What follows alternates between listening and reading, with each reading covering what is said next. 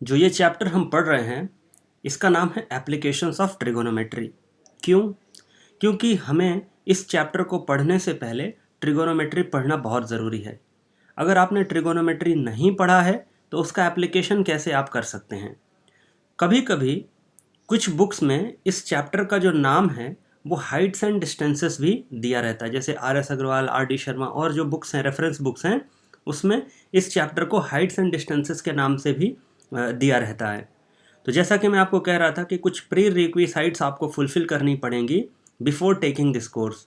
तो वो क्या है उसके बारे में बात कर लेते हैं। सबसे पहला है कॉन्सेप्ट ऑफ ट्रिगोनोमेट्रिक रेशियोज। अगर आपको याद होगा पिछले चैप्टर ट्रिगोनोमेट्री में मैंने आपको ये 6 ट्रिगोनोमेट्रिक रेशियोज के बारे में बताया, इनकी डेफिनेशन बताई, इनकी प्रॉपर्टीज़ बताई। तो अगर इन ट्रिगोनोमेट्रिक रेशियोज के बारे में आपको नहीं पता है तो फिर ये कोर्स अभी मत लीजिए। अभी आप ट्रिगोनोमेट्री जाइए, पढ़िए, समझिए, उसके बाद एप्लीकेशन ऑफ ट्रिगोनोमेट्री में आइए। सेकंड कॉन्सेप्ट आपको जो पता होना चाहिए वो है value of trigonometric ratios at some specific angles. तो आपने ट्रिगोनोमेट्री चैप्टर में देखा था 0 डिग्री, 30, 45, 60 और 90, ये 5 स्पेसिफिक एंगल्स हैं। इस पर आपको एटलीस्ट 3 ट्रिगोनोमेट्रिक रेशियोज, ये साइन, कॉस और टैन की वैल्यूज आपको याद होनी चाहिए, क्योंकि इन्हीं का एप्लीकेशन आपको रियल लाइफ जो एग्जाम्पल्स आएंगे उसमें करना पड़ेगा। और अगर आपको ये याद नहीं है तो फिर आपसे प्रॉब्लम बनने में थोड़ी दिक्कत होगी। अब बात करते हैं इस चैप्टर में पढ़ना क्या है। ये चैप्टर बहुत ही इंटरेस्टिंग है और इसमें बेसिकली 2 टाइप के प्रॉब्लम्स आपको मिलेंगे। तो पहला प्रॉब्लम है angle of elevation based problems और दूसरा problem based on angle of depression.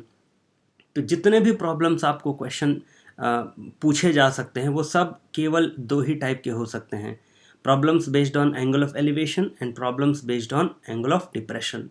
अब ये टर्मिनोलॉजी की मीनिंग क्या है उसको भी इस वीडियो में देखते हैं। एंगल ऑफ एलिवेशन की बात करते हैं। तो इस यहाँ पर अभी आपको क्या दिख रहा है, यहाँ पर एक टावर दिख रहा है और यहाँ पे एक लेडी खड़ी है। तो ये टावर जो है ये कहलाएगा ऑब्जेक्ट और ये लेडी कहलाएगी ऑब्जर्वर।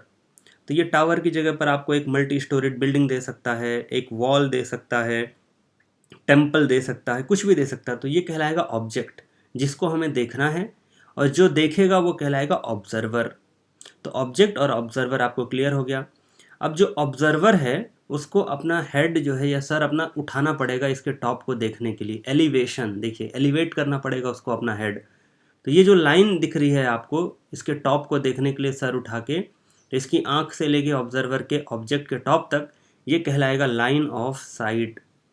और जो एंगल बनेगा लाइन ऑफ साइट और ये हॉरिजॉन्टल लाइन के बीच में, इसे एंगल ऑफ एलिवेशन कहेंगे। तो डेफिनेशन देख लेते हैं। एंगल ऑफ एलिवेशन वो एंगल है जो लाइन ऑफ साइट और जो हॉरिजॉन्टल लाइन है उसके बीच में बनता है। और इसमें खास बात यह है कि एलिवेशन यानी कि आपको सर उठा के देखना पड़ेगा इस चीज़ को। अब बात करते हैं एंगल ऑफ डिप्रेशन की। एंगल ऑफ एलिवेशन में क्या करना पड़ता था, नीचे ऑब्जर्वर रहता था और ऊपर ऑब्जेक्ट रहता था। यहाँ पे क्या होगा, ये आदमी आपको दिख रहा होगा अपनी खिड़की पे खड़ा हुआ और यहाँ पे एक कार आपको दिख रही होगी। तो इस बार जो ऑब्जेक्ट है वो नीचे है, कार, और ऑब्जर्वर जो है वो अपनी बिल्डिंग पे बालकनी पे खड़ा हुआ है। तो इस बार केस उल्टा हो गया है, ऑब्जेक्ट नीचे है, ऑब्जर्वर ऊपर है। तो आपको ये जो दिख रहा है, ऑब्जर्वर जो ऑब्जेक्ट को देखेगा तो अब ये हो जाएगा लाइन ऑफ साइट और हॉरिजॉन्टल के साथ में जो लाइन ऑफ साइट एंगल बनाएगा ये कहलाएगा एंगल ऑफ डिप्रेशन, जिसको मैंने थीटा से शो किया है। So angle of depression is the angle between the line of site and the horizontal line. और इस केस में क्या होगा कि जो ऑब्जर्वर है उसको सर नीचे झुका के देखना पड़ेगा, डिप्रेशन इसीलिए कहा गया डिप्रेशन, यानी कि उसको नीचे देखना है। एलिवेशन मतलब ऊपर, डिप्रेशन मतलब नीचे। तो आपको याद रखना है। तो ये टर्मिनोलॉजीज आपको पता होनी चाहिए। अब इन टर्मिनोलॉजी से आप फेमिलियर हो गए हैं, अब डायरेक्टली हम क्वेश्चंस को अटेम्प्ट करने के लिए जाएंगे नेक्स्ट वीडियोस में।